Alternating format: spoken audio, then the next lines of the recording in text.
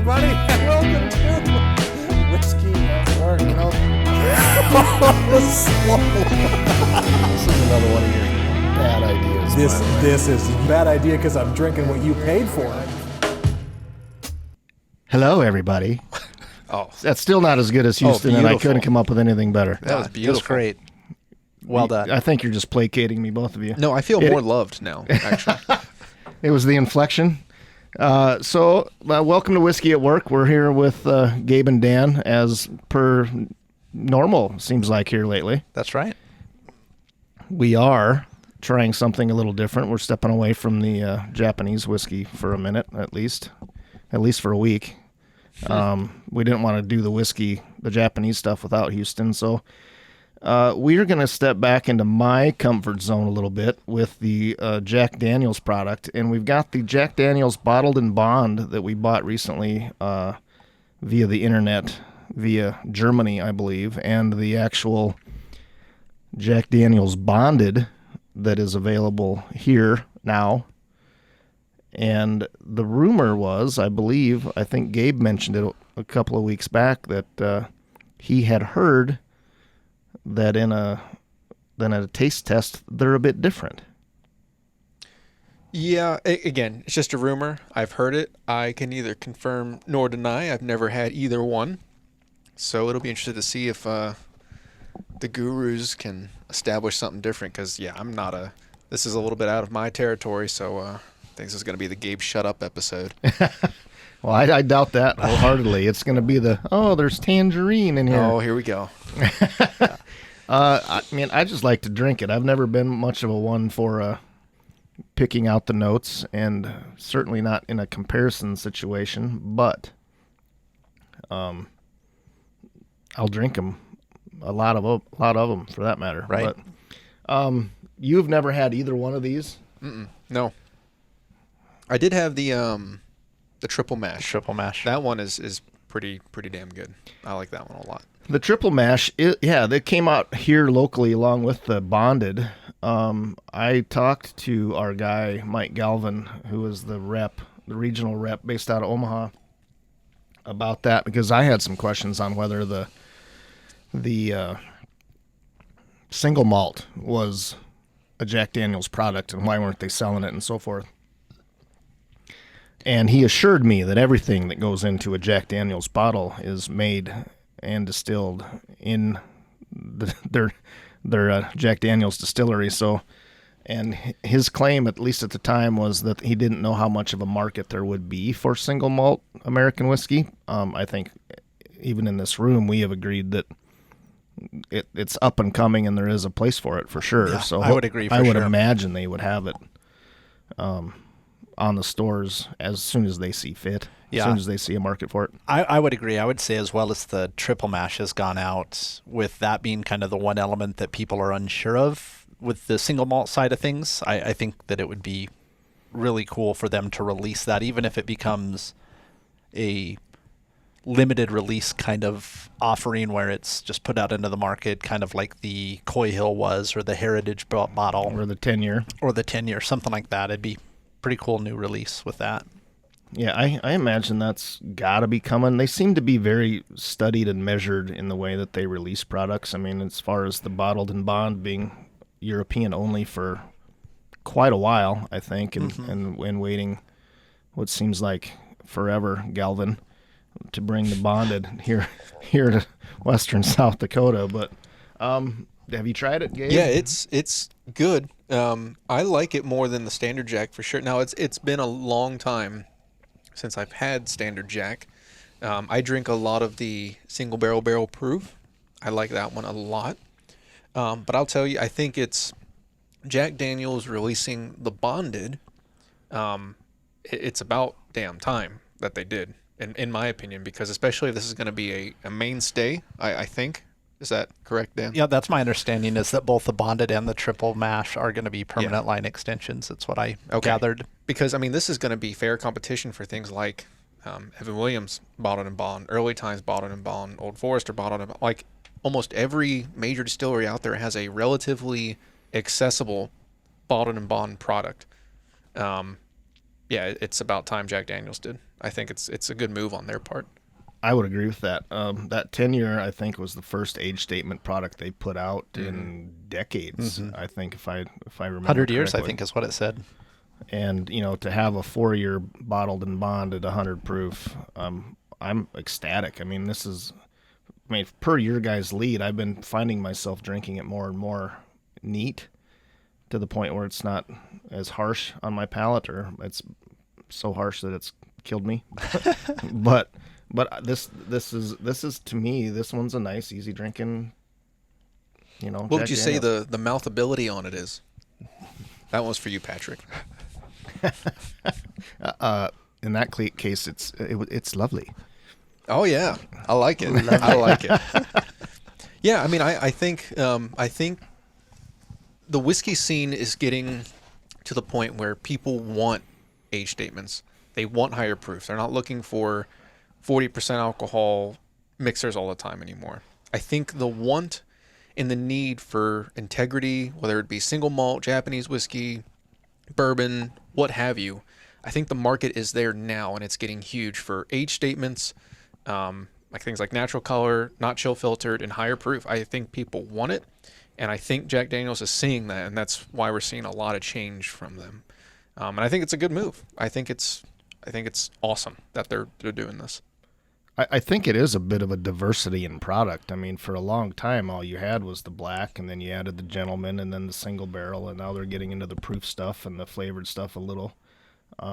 And to see some of these new products coming out of Jack Daniels, I think is important for them as a brand as well.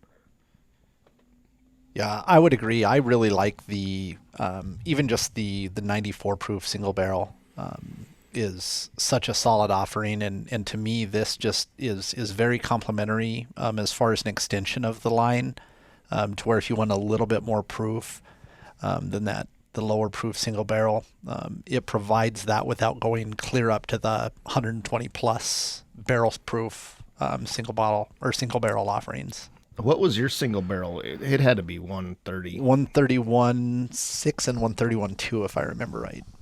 I remember I bought a bottle of it. It came in at 136 or something. We were lucky enough when we were there touring the distillery, we got a taste of it right out of the barrel in the rick house with Jeff, and he brought up a hand drill, and I'm like, stupid me, I'm like, they won't give you a Makita? And he's like, well, some guys use spark arresting. I'm like, oh, dummy, you might blow the whole thing up if. I suppose that would be an issue. Yeah. But that was interesting. It had already been a long night in Nashville, and then to have him pull that thing out of the barrel directly and give us each a little taste of it was like, I'm not sure I'm going to live through this, and it was so good. Yeah. I think it was when they were about to introduce the rye single barrel. Yeah, it was something else. Yeah. When the Coy Hill that came out this year, I mean, the bottle I have is 147.7, and I mean, that thing is hot, but in a really, really good way. Like, it is still just the flavors that are in that thing are just absolutely incredible. But it drinks all of 147.7 proof for sure. You guys want to?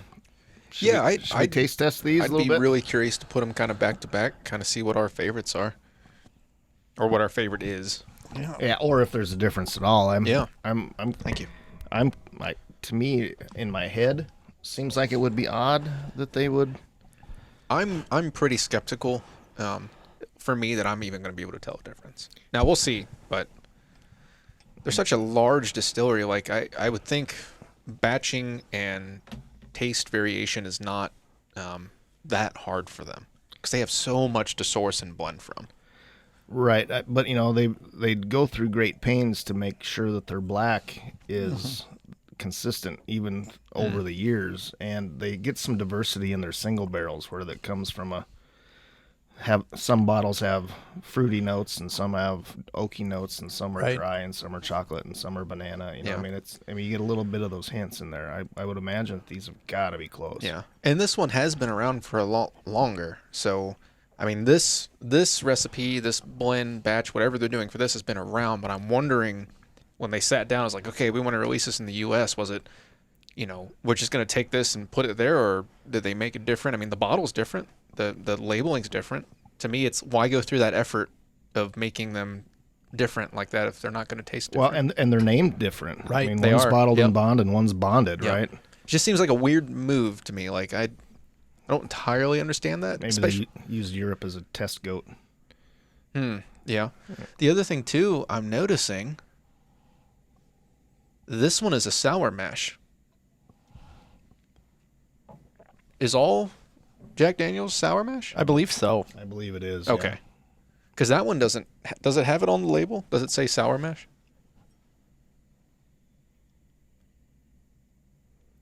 I'm not seeing it on here where it says sour mash. I mean, because some like Michter's, it'll say like they have their sour mash release they do, and then the other ones aren't. And I'm not as familiar with Jack Daniel's. I don't know if they all are sour mash because this one says it, that one doesn't. Maybe that's a difference. I'm not sure. Somebody out there is gonna ridicule me for not knowing this, but I believe that they are. Yeah, I think they are. I had too, as I was doing research, I didn't find a lot where Jack Daniel specifically released any comparison between the two. I've seen a couple of different, whether it's other podcasts or Facebook groups that have done a little bit of a side-by-side comparison, but I haven't seen anything official from Jack Daniel's stating that they're the same or different.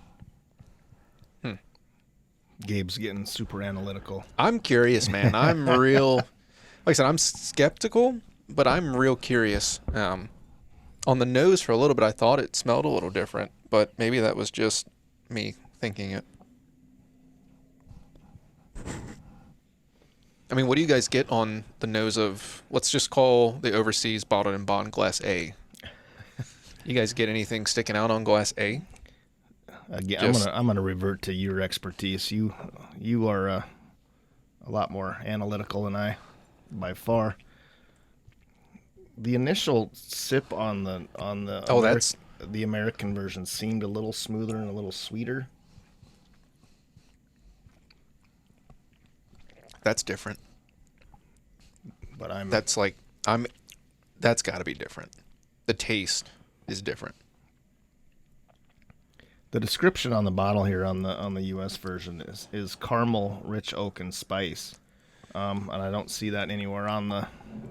For me, the bonded version tastes more burnt toffee caramels, whereas the bottled and bond is more fruity and lighter honey caramels. I get this one. This one, the bottled and bond, the overseas edition, tastes sweeter to me on the palate than the bonded. The bonded tastes more oaky and dark. And slightly charred. Charred. Right at the initial. It's weird having all this dead air because Houston's not here to Right. just fill the space.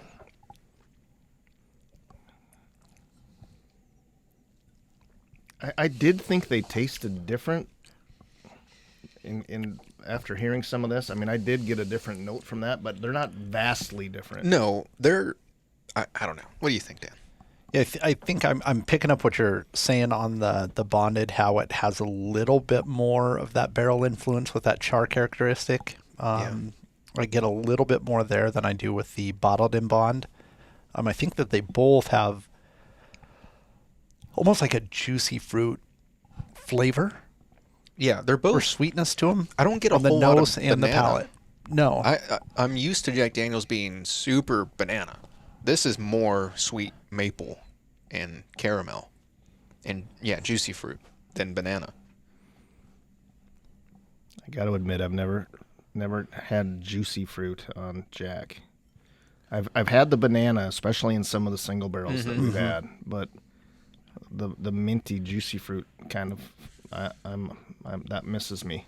They're the same. I mean, yeah, they're both bottled and bond. So 50% alcohol, 100 proof. I mean, is there a preference? Either one of you? For me, and this could just be purely my own suggestion, I prefer the bottled and bond, I think. The European version. Yeah. course you do, because it's not available over Yeah, here. I'm classy, Dan. Okay. It's available I am- over here if you know somebody. True. There's a couple 3 I bottles don't know, floating man. around in here. I would need to spend. I'm going to spend more time because my second sip on that tasted more similar to that. So I don't know. Well, and that's kind of where I was at. You know, we were patiently waiting, or some of us were, and so I got into the bottled and bond version a little bit, but I'm gonna in all honesty, I'm gonna lean. If I had to pick one to walk out of here with, I'd pick the bonded one. I think, just because it has more of that caramel toffee than the. I think. Yeah, they're very, very similar. The differences are so subtle. It's not a lot. It's like, I think it'd Maybe. be difficult to pick it out blind. oh yeah. Oh, I think so too. Oh, without yeah. a doubt. I mean, we're talking like small percent, like less than 10, like probably 6% difference. It's not a lot. It's mostly in the first arrival. The mid palate is very similar, sweet, light oak, but then in the back end, that one feels a little bit more charred and oaky to me, and darker than this one. This one finishes sweeter to me.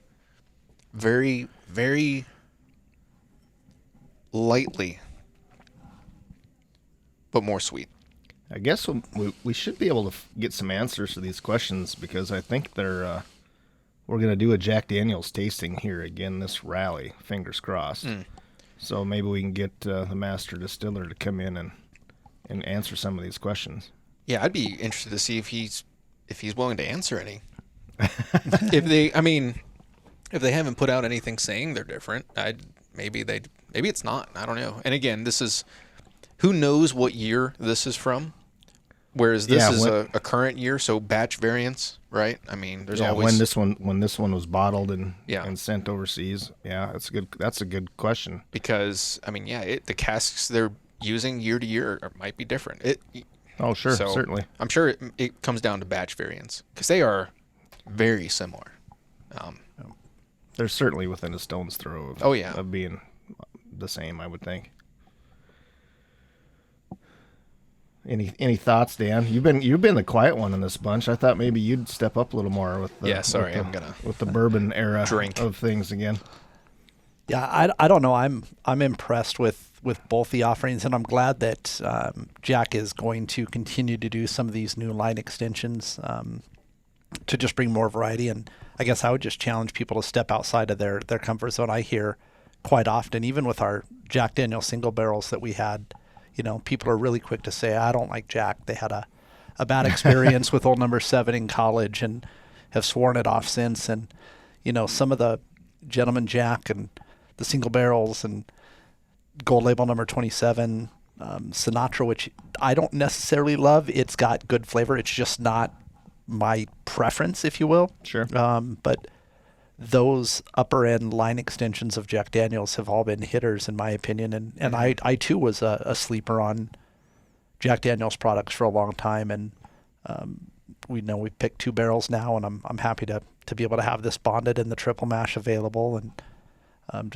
I think they're definitely worth picking up a bottle and giving it a try. Whether you buy it at Timmins Market or not, right? Well, that'd be the preference. That would be the preference. the ones at Timmins Market are actually better. Right. It's a batch difference. Yeah. You wouldn't understand. Yeah. No, it's weird for me because again, overseas the thing is it's Scotch. Scotch Sure. is the predominant spirit of whiskey, of what people are drinking. So most people associate Jack Daniel's with like highballs or mixers or it's shit whiskey, right? So that's kind of how I was brought up. Like, oh, Jack Daniel's, why would I drink it? Lately though, I have really turned that corner. A lot of things Jack Daniel's is putting out, they are hitters, and Jack is becoming this allocated brand now, which I don't think it used to be. Like the Coy Hill, the hype that thing got and how hard it was to get. I mean, it's right up there with any Wild Turkey, Buffalo Trace, Elijah Craig products now. Right. And to be honest with you, I wish I didn't have that opinion of Jack when I did, and as long as I did, because especially going back and trying some single barrels, I'm still not the biggest fan of them, but man, that Jack Daniel's single barrel proof, if that isn't one of the most hitter, easily available $55 to $60 high proof bourbon on the market, Jack Daniel's is doing a lot of things right, and I think people are starting to notice that, especially with their special releases. And I'm excited. I am a Jack Daniel's fan now, which I never thought I'd say. Yeah, when that Jack Daniel's Heritage released, what was that, 3 years ago now? We snagged a bottle of it, and I wish I hadn't sold any of them. Mm-hmm. It was so good, and the Coy Hill was good. I think the high proof rye was phenomenal. Yeah, I like that. I'm looking forward to their annual releases every year now at this point. I'm curious as to what they're going to bring for us if the tasting comes back to the rally and it comes to fruition. They usually, the last time we did it, they brought us samples of the apple before it actually made it into the bottle for national release. So that was, it's not exactly where I want to go with it. Right. Usually I've got to cut that with a regular Jack, all of their flavored stuff, the cinnamon, the honey, and the apple. I've got to go about half and half with another snort of the regular stuff. But I wonder if they will have something new. I know they're big fans of the rally, at least they have been in the past, and this tasting is a big thing for them. So I hope they're bringing something. I hope it comes off, first of all, because if you guys want to go, I'm sure we can figure that out and get you up there. And it's a cool setting, and it's the same night as the B1 flyover. Oh, yeah. So when we're up on the hill, it's right below Sturgis Hill, the sign on Sturgis. There's a house right there. And so you get to see the B1 at about eye level. Oh, very cool. As it's going by. It's really neat. At least that's where we've done it the last several years. I don't know. I'm glad you guys came in. I really thought maybe you'd come up, Gabe, with something that was, this is way different. But it sounds like even you think it's fairly close. Like I said, I'm pretty skeptical. I don't know. I think me and Dan are pretty much in agreement where it's very, very close. And any difference that is there, which I do think there is a difference between these bottles, that doesn't mean that release-wise they're different. It could just be batches. Yeah. Sure, without a doubt. Well, are we going to get back to Japanese whiskey next week? Are we going to do the Shunkashudo? I think that's the Four plan. Seasons? Is that what we're hoping? That's the goal. I'm making that up a little bit, especially since I don't have Houston here to yell at me about what we're doing. And I don't envy his job. I'd much rather be comic relief over where Gabe's at and just make snarky comments. Yeah, I should feel honored sitting in this chair. Wow, this is you should feel more honored than Big I do feel shoes. sitting in this chair. I know that for sure. Don't worry, next week we'll be back in our normal thank spots, God. and I'll be back I know. over here in the quiet corner. Houston will get this We and can switch. tell me how hard he has to work all the time. It'll suck. If he doesn't go pet a buffalo in Yellowstone. He had a picture of a bear. I was kind of hoping he'd pet that. Yeah. No luck. No he luck. should pet the bear. He should pet the bear. They're soft and cuddly. That's what I've heard. Teddy Roosevelt did it, so I'm told. Anyway, thank you folks for listening. This has been Whiskey at Work. Gabe and Dan. Houston, hopefully, with my fingers crossed, as much as I hate to admit it, will be back in the pilot's chair, and I can go back to being snarky. So look forward to having you all listen again next week. Thanks for coming. Thanks, guys.